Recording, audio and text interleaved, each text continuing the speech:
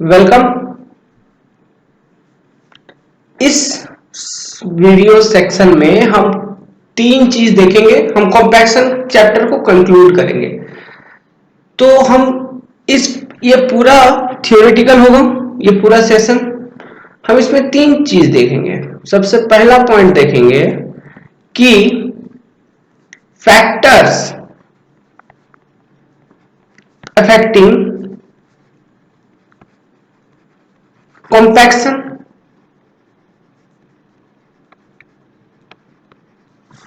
दूसरा देखेंगे कि effect of compaction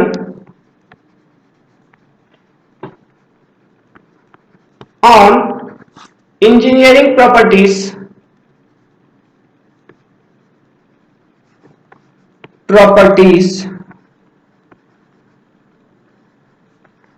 of soil। तीसरा देखेंगे compaction of sand। इन तीन चीजों पर हम आज चर्चा करेंगे और कॉम्पैक्शन को कंक्लूड कर देंगे, मतलब खत्म कर देंगे। इसके बाद शुरू करूंगा कंसोलिडेशन। तो चलिए विलंब ना करते हुए शुरू करते हैं। Factors affecting compaction.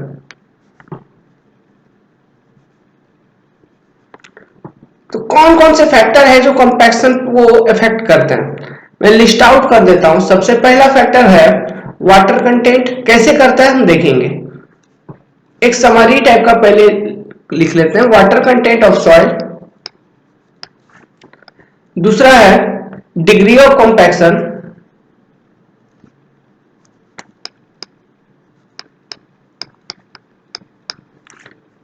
Type of compacting equipment.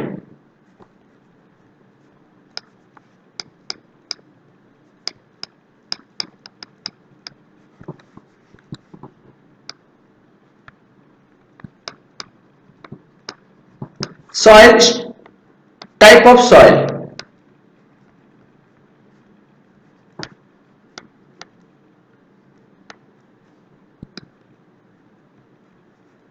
ठीक है, ये चार चीज इफेक्ट करता है कॉम्पैक्शन को। पहला वाटर कंटेंट।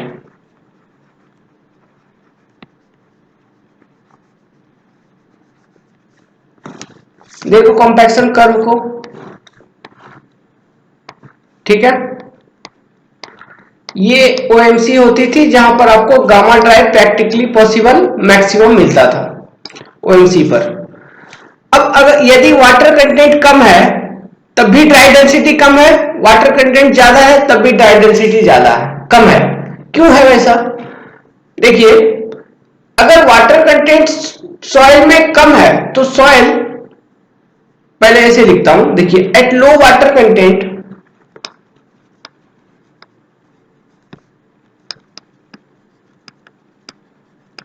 सॉइल क्या है? स्टिफ है। तो स्टिफ सॉइल को अगर आप कॉम्पैक्ट करोगे, कॉम्पैक्शन में क्या होता था कि सॉइल सॉलिड एक दूसरे के क्लोज आते थे, एक डेंसर पैकिंग होता था, डेंस पैकिंग होता था। तो क्या ये डेंस पैकिंग स्टिफ सॉइल में पॉसिबल है? नहीं है। ठीक है, चलिए, अब आपने वाटर कंटेंट बढ़ाया और इंक्रीजिंग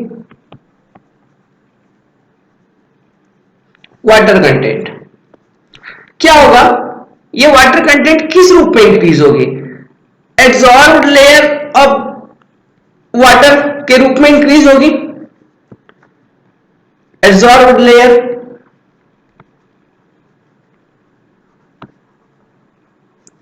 ठीक है।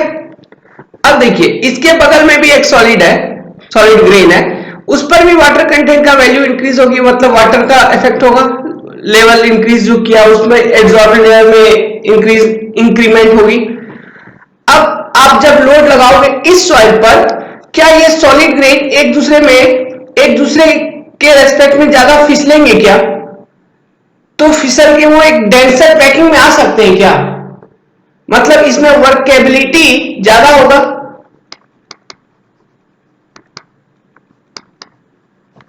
अधिक बढ़ जाएगा। ठीक है, तो हम इसे आसानी से एक डेंसेस्ट पैकिंग में ला सकते हैं। अब मान लो कि इस वाले स्टेट से भी अधिक वाटर कंटेंट बढ़ा दिया तो क्या होगा? लिक्विड लिमिट को याद करिए, क्या होती थी? सॉइल फ्लो कर जाती थी। मतलब उसमें एक ल्यूब्रिकेशन इफेक्ट नहीं आएगा बल्कि फ्लूइडिटी आ जाएगा, फ्लूइडिटी, बहने का क्षमता आ जाएगा। ठीक है, तो मैं ऐसा लिख सकता हूं क्या वाटर कंटेंट के बारे में कि पहला पॉइंट लिखिए, थ्योरेटिकल है, जितना समझाना था समझा दिया, इससे अधिक कुछ नहीं है। पॉइंट वाइज लिख लीजिए कि at low water content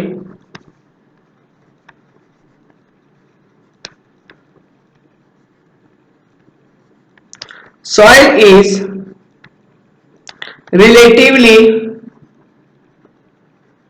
stiff, hence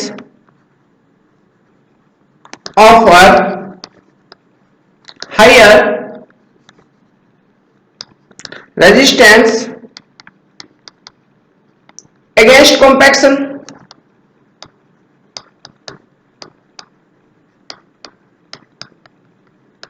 and soil solid। क्या होता है? वो एक डेंसर पैकिंग में नहीं आते, do not come in contact easily, क्योंकि कॉम्पैक्शन को वो रेजिस्ट कर रहा है, contact easily. As a result क्या मिलता है आपको? हैंस डेंसनेस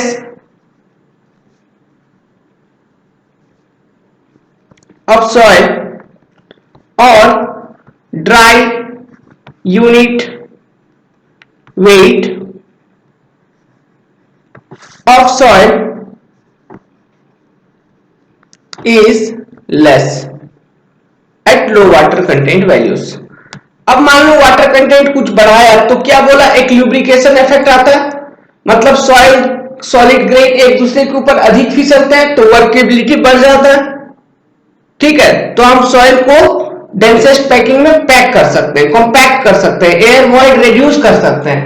लिख लीजिए कि with increase in water content more and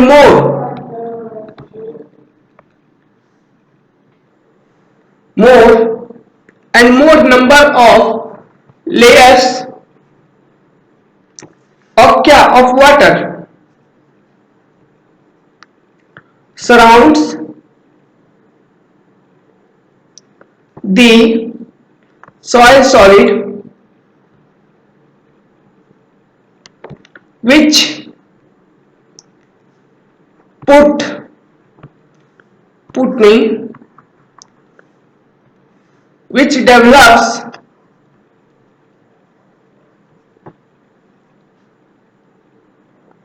a lubrication effect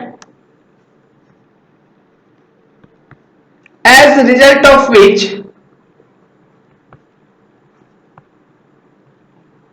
workability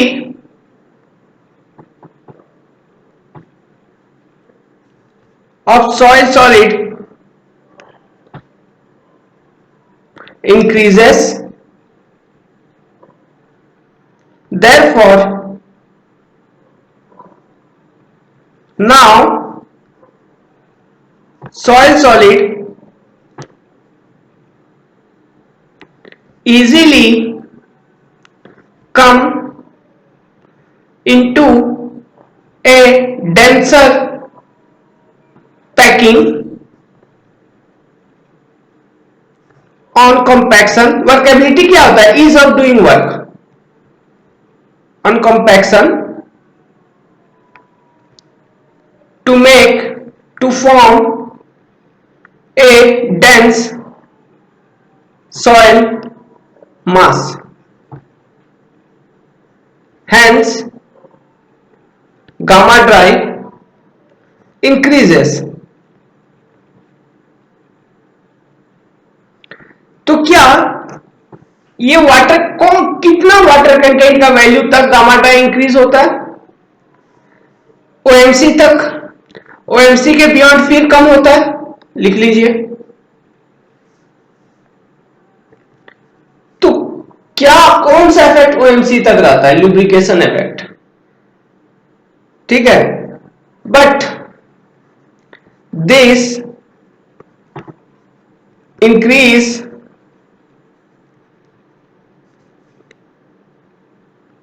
in gamma D value is found up to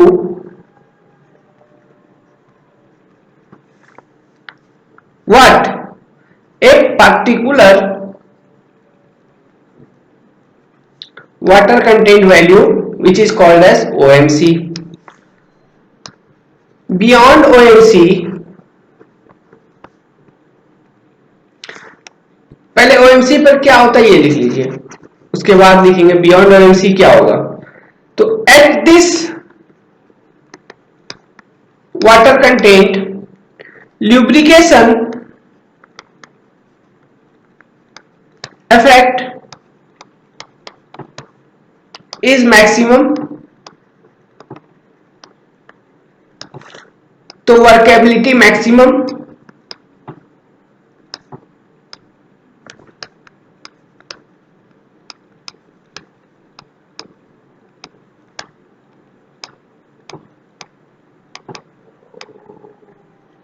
and hence denseness of soil is maximum, that is gamma D maximum, सब maximum, ठीक है। अब beyond क्या होता है? इसके बाद अगर तुम वाटर कंटेंट इंक्रीज करोगे, ल्यूब्रिकेशन इफेक्ट खत्म हो जाती है, फ्लो प्रॉपर्टी में इनहेंसमेंट होता है, लिख लीजिए। Beyond this water content, if water content is further increased lubrication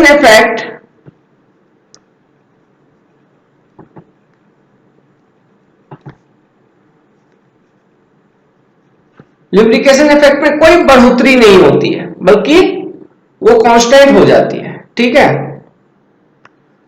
do not increase, that is क्योंकि it becomes constant.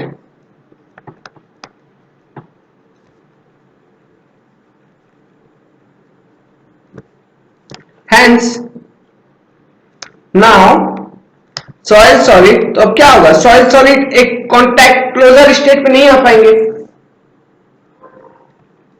Does not come in contact more then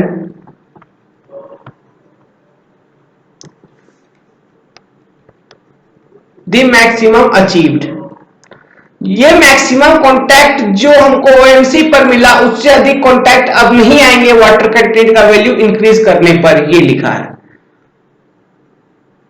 achieved. ये कांटेक्ट आते थे क्यों? गामा डी इंक्रीज करने के लिए, to increase gamma D, ठीक है, that is denseness. Hence on increasing water content, gamma D decreases.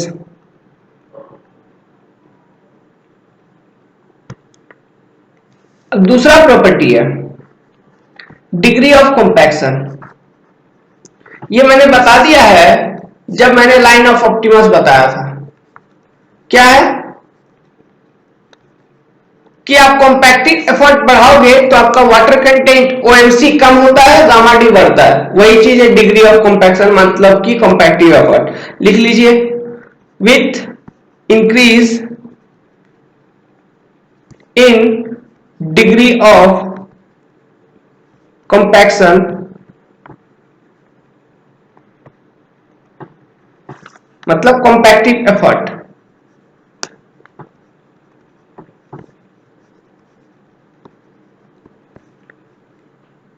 या फिर energy, gamma drive increases and corresponding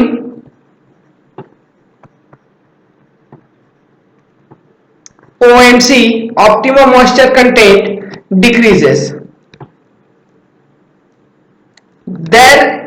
और क्या है, इन दोनों के बीच में कोई रिलेशन नहीं है ना, मैंने बताया था लाइन ऑफ ऑप्टिमस ऐसे ही बना दिया। देर इज नो डेफिनाइट कि कितना बढ़ेगा कितना कमेगा, इसमें कोई डेफिनाइट रिलेशन नहीं है। कॉम्पैक्शन एनर्जी कुछ भी हो सकता है। Relation in between in decrease of OMC and increase of gamma D। ठीक है, ऐसा मैंने कुछ बताया भी नहीं था। तो ये डायग्रामेटिकली कैसे रिप्रेजेंट करोगे, ऐसे ये OMC 1 OMC 2 gamma D 1 gamma D 2 इधर मेंशन कर दीजिए। Gamma D 2 greater than gamma D 1 और OMC 2 लेस देन OMC 1। ये कॉम्पैक्टिव एफर्ट हाई, ये लो। अब देखिए इंपॉर्टेंट बात है method of compaction. Point number 3, method of compaction.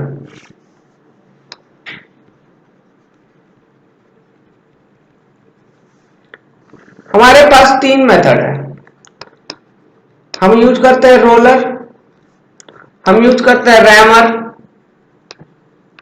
हम यूज करते हैं वाइब्रेटर।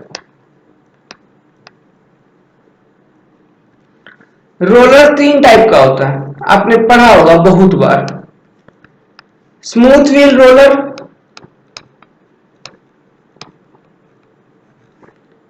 सीप फुट रोलर होता है, और होता है पेन्यूमेटिक roller.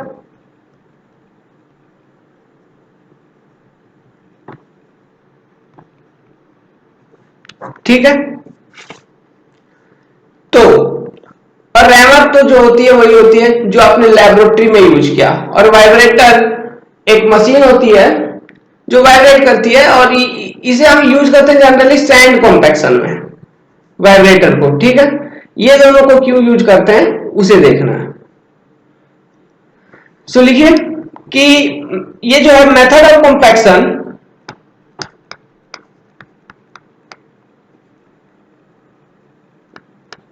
affects compaction of soil। कैसे करता है? In terms of weight of compacting equipment। समझ में आ रहा? आसान है, थ्योरी है, समझ में आ जाना चाहिए। वेट ऑफ कॉम्पैक्टिंग इक्विपमेंट,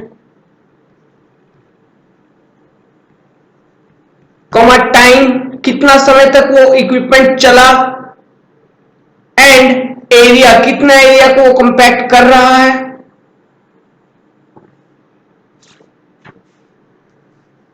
ये एरिया कौन सा, इसे आप एरिया ऑफ कॉन्टैक्ट लिखो। Area of contact between compacting equipment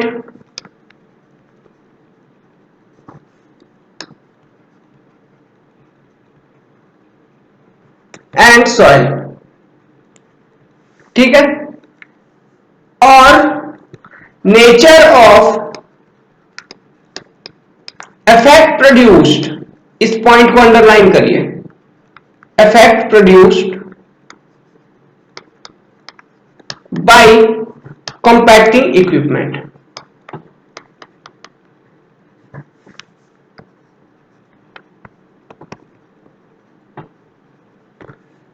ये नेचर कौन कौन से हैं? एक तो होगा, देखिए, प्रेशर अप्लाई करेगा, या फिर इंपैक्ट लोडिंग होगा जो कि रैमर होता है, देखिए इंपैक्ट लोडिंग, या फिर नीडिंग एक्शन, या फिर वाइब्रेशन। ये सारे नेचर हैं। प्रेशर तो समझ में आ रहा है, इंपैक्ट लोडिंग भी समझ में आ रहा है, मतलब लोड को तुरंत तुरंत ड्रॉप कर रहे हो, जो कि रैमर में करते थे। नीडिंग क्या होता है? आप कभी देखे हैं जब घर में रोटी बनता है तो आटा को क्या किया जाता है, उसका पेस्ट को कुछ इस तरह से गूंथा जाता है, मतलब समझ पा रहे हो ना आप लोग? आटा का जो आप पेस्ट बनाते हो, ठीक है, तो उस समय जो एक्शन होता है ना उस पर, आटा के ऊपर पानी डालने के बाद उसे क्या, आप देखिए कितना अच्छे तरह से उसे बैठाया जाता है, वही जो एक्शन होती है उसी को हम कहते हैं नीडिंग एक्शन। और वाइब्रेशन तो समझ में आ रहा होगा, वाइब्रेट होना जो भी है, लेकिन नीडिंग एक टर्म थी। तो आटा जो बनाया जाता है पेस्ट, वो जिस एक्शन से बनाया जाता है ना, हाथ के बीच में रख के नीड करते हो, उसी एक्शन को बोला जाता है नीडिंग एक्शन, ठीक है। कभी देख लेना आटा रोटी बनते हुए,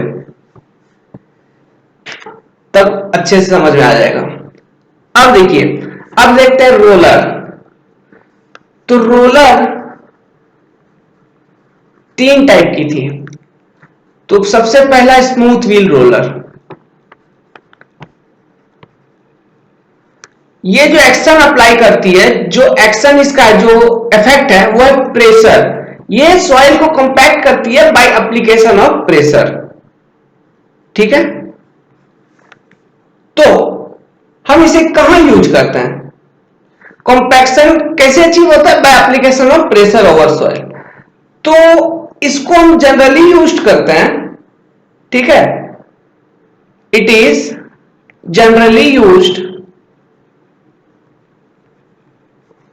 used in compaction of, ये सब इंपॉर्टेंट है जो अभी लिख रहा हूं, इट इज जनरली यूज्ड, इसका एप्लीकेशन वगैरह। और ये एक्शन, कौन सा इक्विपमेंट किस एक्शन से कॉम्पैक्शन करता है? Compaction of course grain soil, okay, course grain soil, जैसे कि ग्रावल, सैंड, या फिर क्रस्ट स्टोन, ठीक है। इन सब चीजों को कॉम्पैक्ट करने में स्मूथ व्हील रोलर का यूज होता है। कहां? एग्जांपल, रोड वर्क्स, ठीक है। अब देखिए,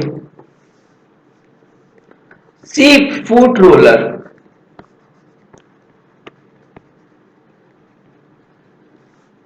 ऊंट का तलहटी देख लेना, ऊंट का मतलब पांव देख लेना, उस पे जो आकृति बनी होगी वही आकृति ये जो रोलर है ना, सिलेंड्रिकल होता है कुछ इस तरह से, आपने देखा होगा रोड पर कभी काम होते हुए, तो इस तरह से होती है कुछ। अरे वो मूवी है ना एक, आप देखे होंगे, कौन सा मूवी था, सचिन टिचकुले अक्षय कुमार ने किया था, उस मूवी में देखिएगा जो जॉनी लीवर जो मशीन को रिपेयर करता है, उस मशीन को स्मूथ व्हील रोलर बोला जाता है। अगर उस स्मूथ व्हील रोलर के ऊपर कुछ आकृतियां होंगी शीप फुट टाइप, तो वो हो जाएगी सी फूट रोलर। ठीक है, अब ये जो सी फूट रोलर है, ये जब किसी सॉइल पर चलेगी, क्या उस सॉइल पे पहले एक डिप्रेशन बनाएगी, ठीक है, और प्रोसीड करेगी, फिर से डिप्रेशन बनाएगी, फिर प्रोसीड करेगी, और उसका जो ये वाला स्पेस है, ये उसे समतल बनाएगा। ये तो डिप्रेशन बनाएगी, और ये जो फ्री स्पेस है जहां पे ये सी फूट वाला आकृति नहीं है, ये इस डिप्रेशन को क्या बनाएगी, डिप्रेशन को समतल बनाएगी। उस तरह से कॉम्पैक्शन अचीव होता है।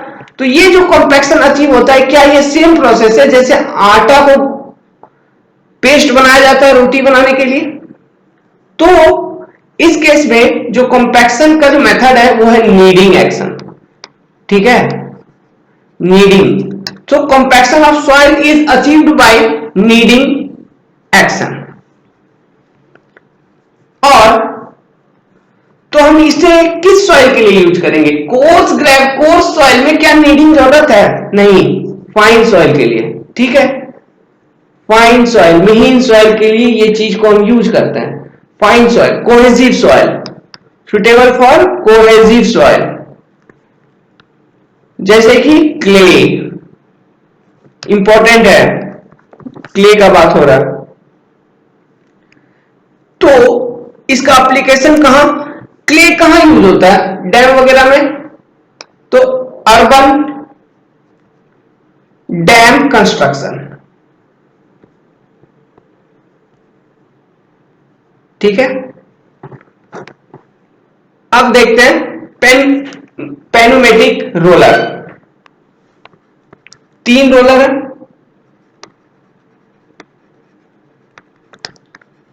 रोलर, ये जो रोलर है, ये दोनों एक्शन अप्लाई करती है, प्रेशर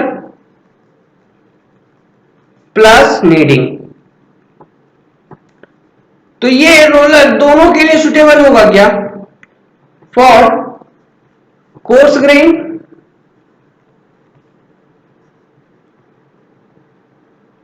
एंड फाइन ग्रेन।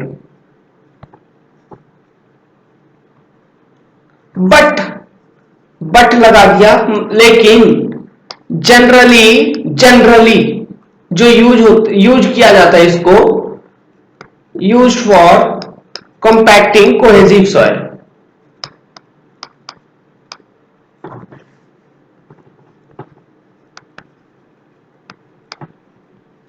ठीक है, जैसे example roadways construction, airfield, dams, या फिर रनवेज। ठीक है, इन सब जगहों पे हम इस टाइप ऑफ रोलर को यूज कर लेते हैं। अब देखिए सेकेंड जो मैकेनिकल डिवाइस थी, क्या थी? रैमर, फेमस वन, जो सभी ने एक ना एक बार कभी यूज किया होगा। तो कंपैक्शन इससे, रैमर से किस तरह से इफेक्ट, किस टाइप ऑफ लोडिंग से अब कंपैक्शन अचीव्ड होता है? मैंने ये तो इनिशियली भी बताया था जब कंपैक्शन का थ्योरी हम समझ रहे थे, इंपैक्ट लोडिंग से। इंपैक्ट लोड मतलब कि ये जो मोल्ड होती थी, इस पर आप किसी एक पर्टिकुलर हाइट से कोई एक रैमर को ड्रॉप करते थे। इस रैमर का डिफरेंट वेट होता था।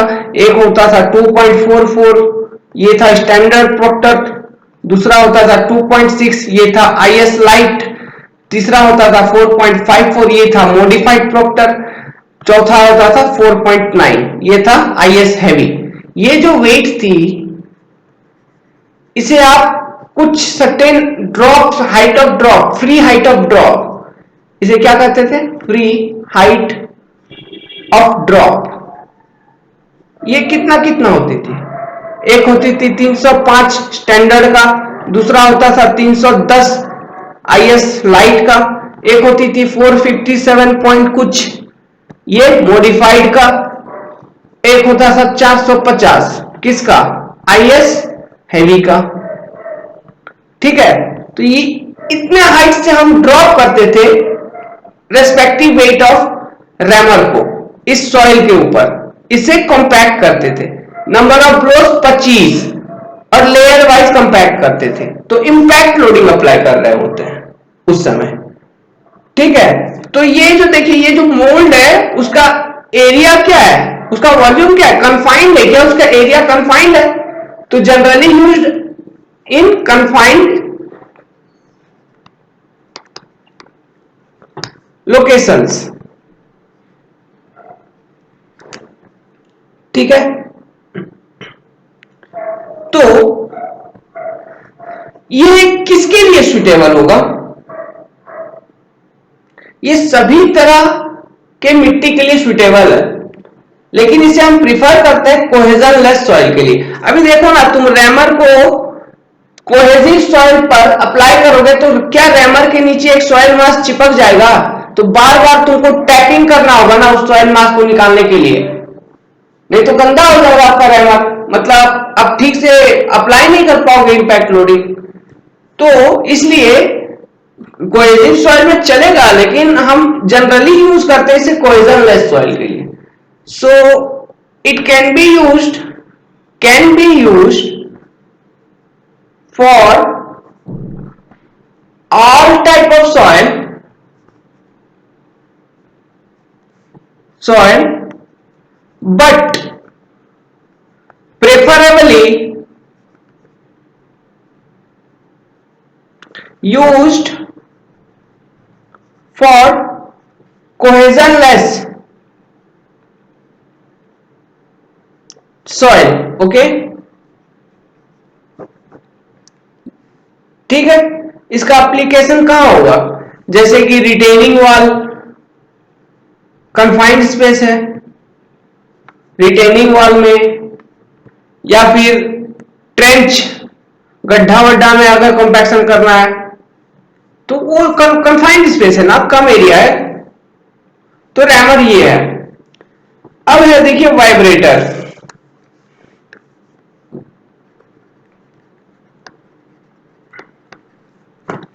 तो कॉम्पैक्शन कैसे अचीव होता है, वाइब्रेशन से।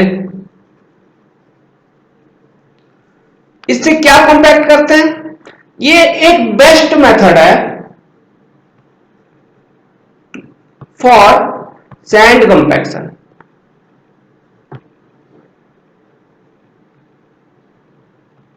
इसे भी हम कन्फाइंड एरिया में यूज करते हैं। आपने कभी कंक्रीट होते देखा है, किसी चीज का स्लैब का कंक्रीट होते हुए, तो देखिए उसमें हम वाइब्रेटर को यूज करते हैं कॉम्पैक्ट करने में। तो स्लैब क्या, एक स्लैब में कन्फाइंड स्पेस है क्या, हाँ एक कन्फाइंड जगह है, ठीक है। तो वाइब्रेटर्स को हम जनरली कन्फाइंड स्पेस में यूज करते हैं, कम छोटे एरियाज में। रोड या फिर हाईवे जैसा ओपन स्पेस में यूज नहीं करते हैं, थक जाओगे कितना वाइब्रेटर चलाओगे, ठीक है। इसका एप्लीकेशन कैसे हो जाएगा, फॉर एग्जांपल आप ले लो, यहां तो हम पढ़ रहे हैं सॉइल, तो ऑयल स्टोरेज टैंक, ओके। ये वाला एग्जांपल जो मैंने दिया है ये आईईएस में पूछा हुआ है, ईएसई में पूछा, ठीक है। ऑयल स्टोरेज टैंक याद रखिएगा। तो vibrator best method for compacting sand, confined space.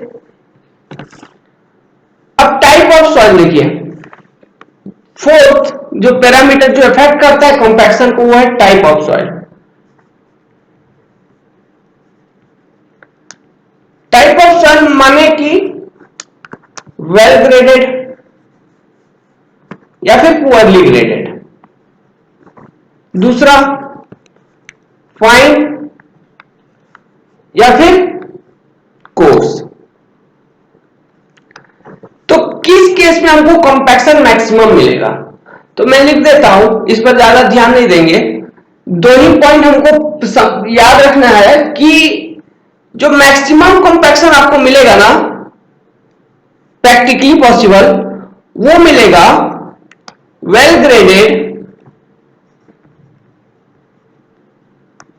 Coarse grain,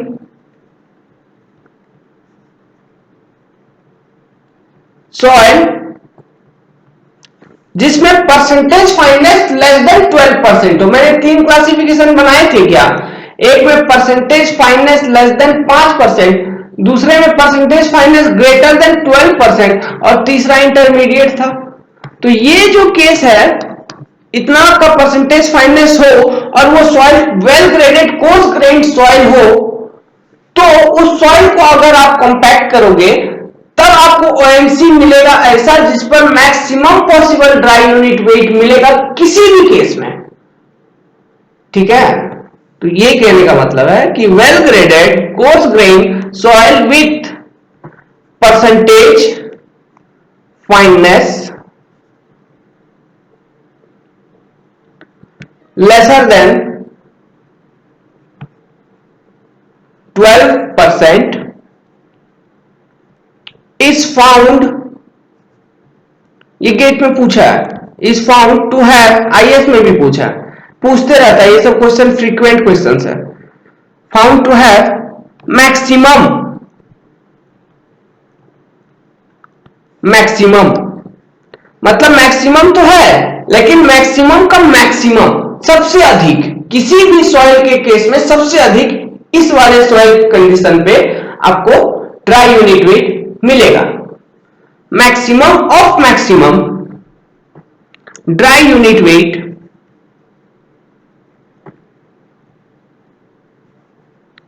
practically possible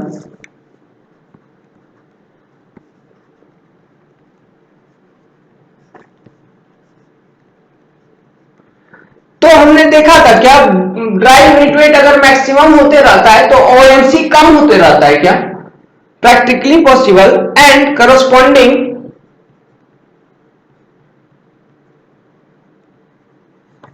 lower OMC.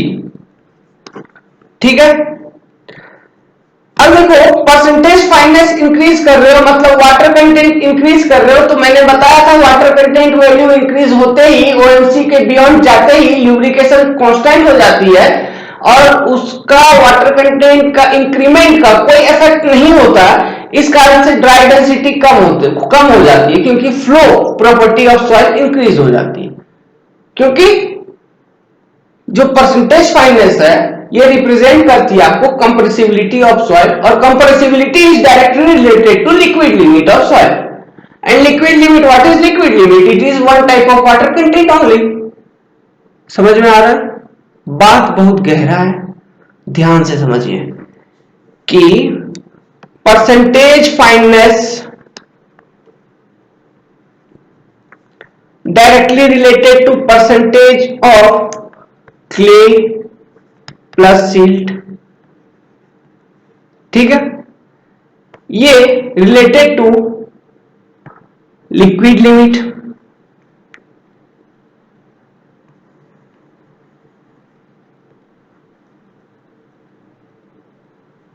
हाँ इसमें वॉइड रेशियो ज्यादा, सो वॉल्यूम ऑफ वॉइड ज्यादा, इस कारण से लिक्विड लिमिट भी ज्यादा, तो कंप्रेसिबिलिटी ज्यादा।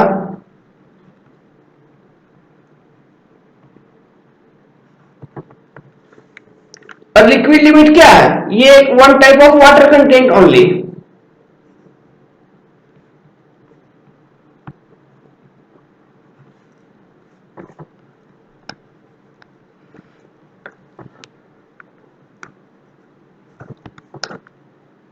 ठीक है,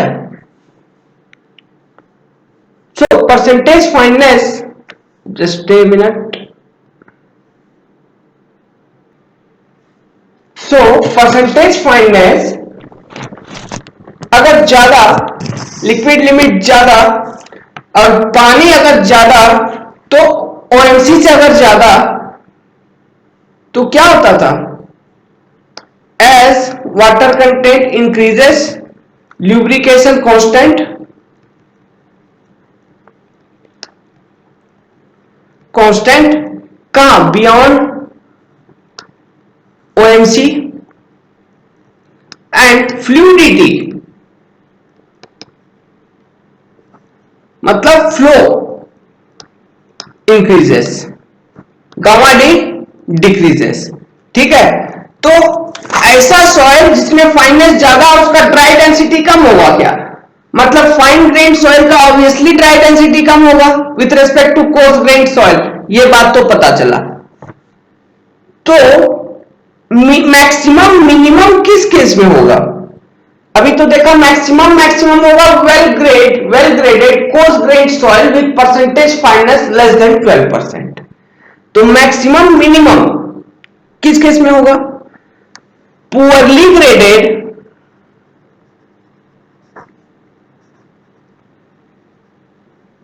coarse grained soil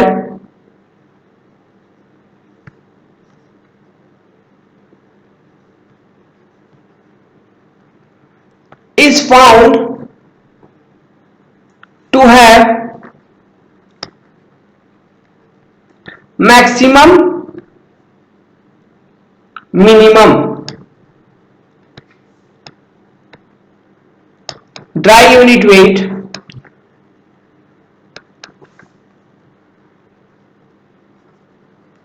and higher OMC। ठीक है, इसका मतलब क्या हुआ कि ये देखो कि ये मान लो ये और ये ऐसा, तो ये देखिए ये OMC 1 OMC 2, तो ये हो गया गामा डी मैक्स जो कि मैक्सिमम होगा किसी भी सॉइल के केस में, इससे ज्यादा किसी भी सॉइल का नहीं होगा। और ये सॉइल कौन सा है, well graded course grand with percentage fineness less than 12%। और ये गामा डी मैक्स मिनिमम, ठीक है, ये होगा poorly graded coarse grain soil का। और जितने भी सॉइल के गामा ड्राई होंगे वो इसके इंटरमीडिएट होंगे ऐसे। ठीक है, समझ में आया, यही है टाइप ऑफ सॉइल पर कैसे डिपेंड करता है। तो ये तो कंडीशन याद रखिएगा, और किसके करस्पॉन्डिंग है, सॉइल का नाम इंपॉर्टेंट है। और ओएमसी क्या होता है, पुअरली ग्रेडेड के केस में ओएमसी ज्यादा, गामा डी मैक्स मिनिमम, और इसके केस में ओएमसी कम, गामा डी मैक्स मैक्सिमम। तो we have now completed the factors which affect compaction. Now we will look into the effect of compaction on engineering properties of soil। ठीक है, तो इसे जल्दी जल्दी देखेंगे। इफेक्ट ऑफ कंपैक्शन, ये सब किताब से भी आप पढ़ सकते हो, इसमें कुछ समझाने लायक है नहीं, जो इंपॉर्टेंट है मैं बता दूंगा। Effect of compaction on engineering properties of soil.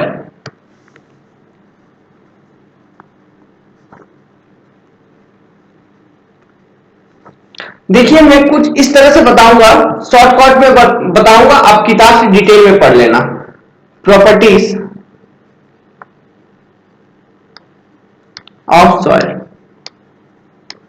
सबसे पहला स्ट्रक्चर, सॉइल स्ट्रक्चर। तो एक चीज कभी नहीं भूलना जीवन में, अगर सॉइल मैकेनिक्स से कंपैक्शन से नंबर उठाना है तो, कि ये जो सॉइल है तो ये होगी आपका ओएमसी, ठीक है। तो कथन ऐसा है कि ओएमसी के नीचे सॉइल का जो स्ट्रक्चर होगा वो होगा फ्लोक्यूलेंट, ठीक है, और इधर होगा डिस्पर्स्ड। सो इस वाले पोर्शन को हम कहते हैं ओएमसी से कम वाटर कंटेंट है, तो dry side of OMC,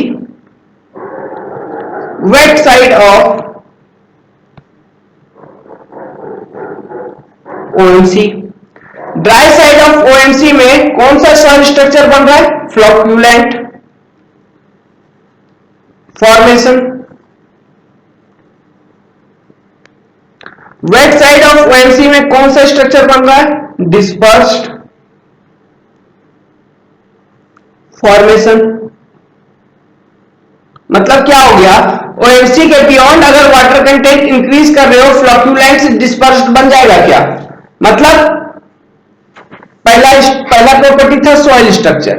soil structure dry side of optimum, ठीक है, कौन सा फॉर्मेशन था? Flocculent. Wet side of optimum कौन सा फॉर्मेशन था? डिस्पर्स्ड। ये दोनों जान लिया। अब इससे हम सब फैक्टर डिटरमाइन कर लेंगे। पहला परमिएबिलिटी देखिए,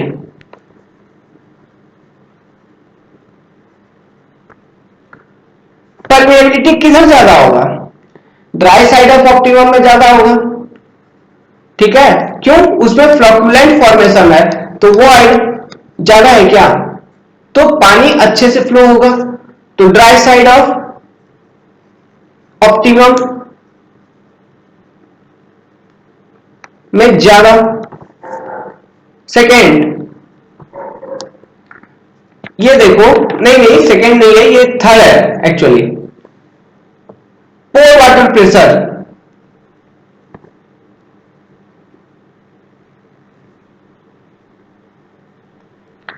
पोर वाटर प्रेशर किधर लगेगा? जिधर पानी होगा वहीं पर ना पोर वाटर प्रेशर लगेगा।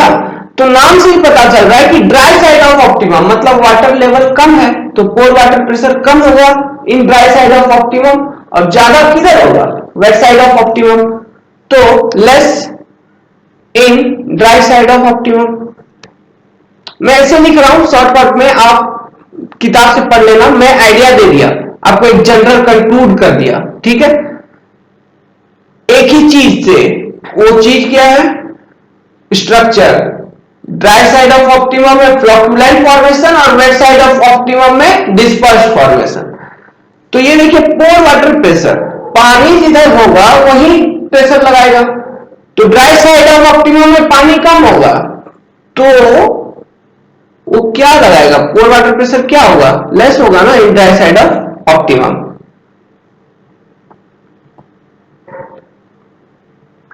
अब देखिए, सिंपल है ये सब, तो आप बता दोगे ऐसे ही। कंप्रेसिबिलिटी, कौन सा ज्यादा कंप्रेसिबल होगा? फ्लोक्यूलेंट स्ट्रक्चर या फिर डिस्पर्स्ड? डिस्पर्स्ड वाला ना ज्यादा कंप्रेसिबल होगा। तो कौन सा साइड में है वो? Wet side of structure, wet side of optimum. तो soil on wet side of optimum is more compressible, लिख लीजिए।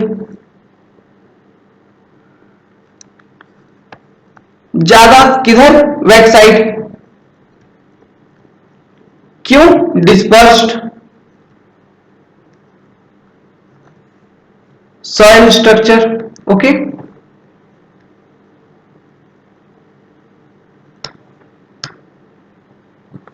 अब देखो,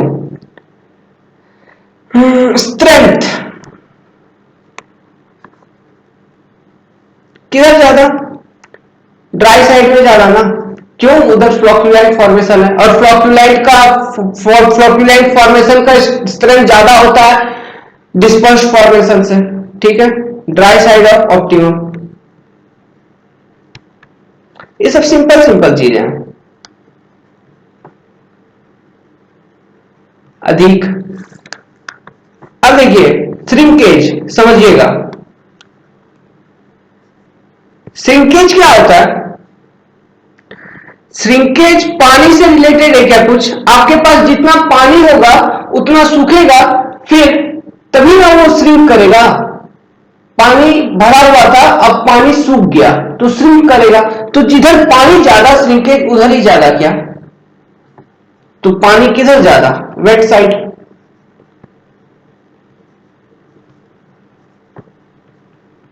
ऑप्टिमम ज्यादा।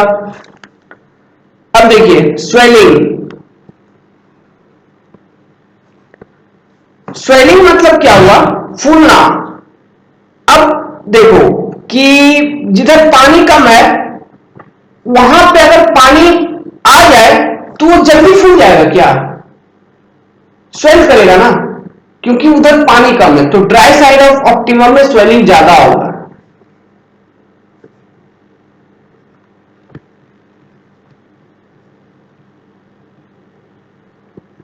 ठीक है, ज्यादा। तो मैं ये एक सिंपल लॉजिक बता दिया कि इंजीनियरिंग प्रॉपर्टीज पर किस तरह से इफेक्ट करता है हमारा कंपैक्शन। तो बेसिक याद रखिएगा, सॉइल स्ट्रक्चर कि ड्राई साइड ऑफ ऑप्टिमम में फ्लोक्यूलेंट और वेट साइड में डिस्पर्स, और इन दोनों का प्रॉपर्टी आप जाके देख लो सॉइल स्ट्रक्चर का जो मैंने वीडियो बनाया हुआ है उसके अंदर। उसके बाद इन सबको आके देखना, परमेबिलिटी, पोर प्रेशर, कंप्रेसिबिलिटी, क्यों ये सब इस तरह से आपको समझ में आ जाएगा। आपको किताब पढ़ने की भी जरूरत नहीं पड़ेगी। ठीक है, तो मैं यहां पे इसलिए बता दिया, मैं ये मान के चल रहा हूं कि आप अगर ये देख रहे हैं तो वो वीडियो देखा होगा। अब एक शॉर्ट नोट्स लिख लीजिए कि कंपैक्शन ऑफ सैंड, जल्दी जल्दी लिख लेंगे। थ्योरी है कंपैक्शन ऑफ सैंड। तो behaviour of sand is totally different from fine grain soil जैसे कि क्ले एंड सिल्ट। क्यों? क्योंकि in case of sand void size is large and same concept, number of void is less. Okay, आपको मैंने एक property बताया था क्या, अपरेंट कोहेजन। तो अपरेंट कोहेजन के कारण क्या होता था, वॉल्यूम में कुछ बढ़ोतरी होती थी क्या? अभी देखो वॉल्यूम में बढ़ोतरी होगी अपरेंट कोहेजन के कारण, तो आपका यूनिट वेट क्या होगा, कम हो जाएगा क्या? गामा ड्राई कम होगा ना, इसका मतलब ये हुआ। तो उसी चीज को लिखेंगे घुमा फिरा के, इसलिए यहां पे समझाने योग कुछ है नहीं, मैंने अपरेंट कोहेजन में बता दिया है। तो मैं जो जैसे जैसे लिखते जाऊंगा आप वैसे वैसे समझते जाना।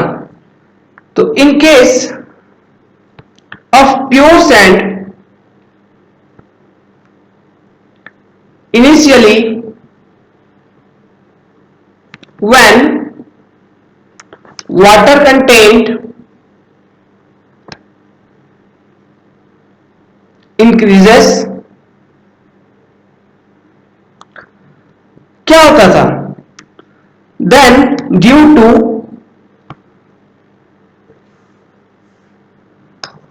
to the क्या कैपिलरी टेंशन,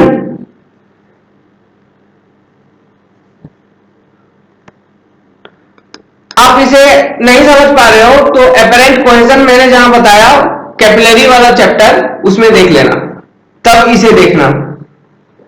तो due to the capillary tension in pore water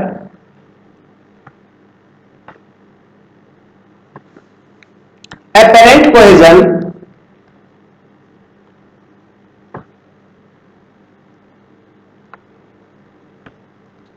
increases because of which, जिसके कारण क्या होता था, वॉल्यूम इंक्रीज होता था क्या, volume of sand increases due to formation of honeycomb structure, due to formation of honeycomb structure. ठीक है, और दिस इसे क्या बोलते हैं, this phenomena is called bulking of sand.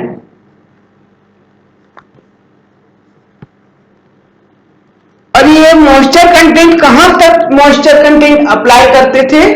जब जो बल्किंग होता था 5 to 6% water content volume of sand increases. यहां तक इस लेवल ऑफ वाटर कंटेंट पर वॉल्यूम ऑफ सैंड इंक्रीज होता था। इससे अधिक बढ़ा देते थे तो वो इंक्रीज नहीं होता था। क्यों? ये जो हनीकॉम स्ट्रक्चर फॉर्म हुआ है वो कोलैप्स होना शुरू हो जाता था। ठीक है, तो वॉल्यूम कम हो जाता था। तो वॉल्यूम ऑफ सैंड SAND लिखिए, सैंड इंक्रीजेस। ठीक है, मतलब वॉइड वॉल्यूम क्या इंक्रीज हो रहा है? वॉल्यूम ऑफ वॉइड इंक्रीज होता था। Void volume increases.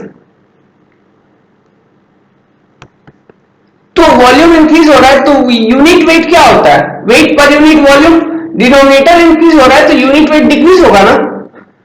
सो डेंसिटी क्या होता है? डिक्रीज करता था।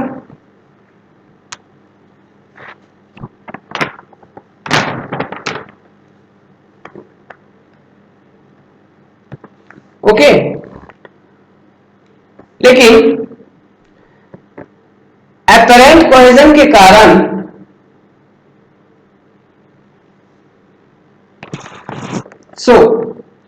मैं ऐसे बना सकता हूं क्या? देखिए कि 5 to 6% ऑफ मॉइस्चर कंटेंट पर, नेक्स्ट पेज में बनाते हैं।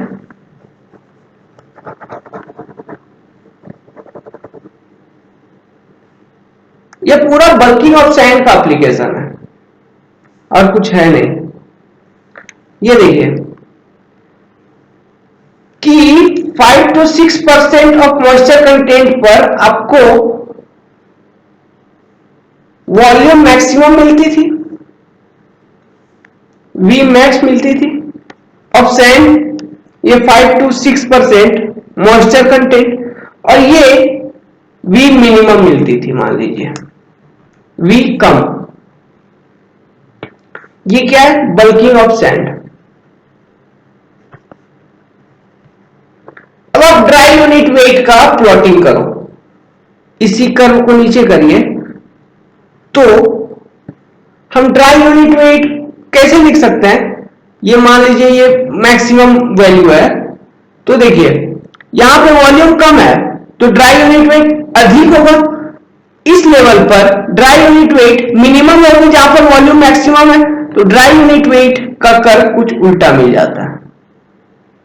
ठीक है, और ये क्या मिलता था आपको? Gamma D mean. और ये जो वैल्यू मिल गई ये क्या मिल गई? Gamma d max. ठीक है, और ये जो मिली ये है OMC मान लीजिए। तो ये है ड्राई साइड है और ये है वेट साइड। तो सैंड को हमको कौन सा साइड पे कॉम्पैक्शन करना चाहिए? वेट साइड पे या ड्राई साइड पे? वेट साइड पे, क्योंकि हमको वेट साइड पे अगर सैंड को कॉम्पैक्ट करते हैं तो हमको गामा ड्राई मैक्सिमम मिलती है। ठीक है, तो ये ऑब्जेक्टिव बार बार पूछा जाता है IAS में और गेट में। Hence sand is compacted on wet side of optima.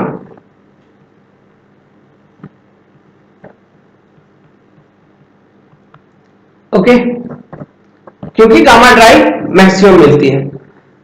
Well, thank you for now, we have finished compaction. If you have any doubt you can ask me in comments sorry. Well, thank you.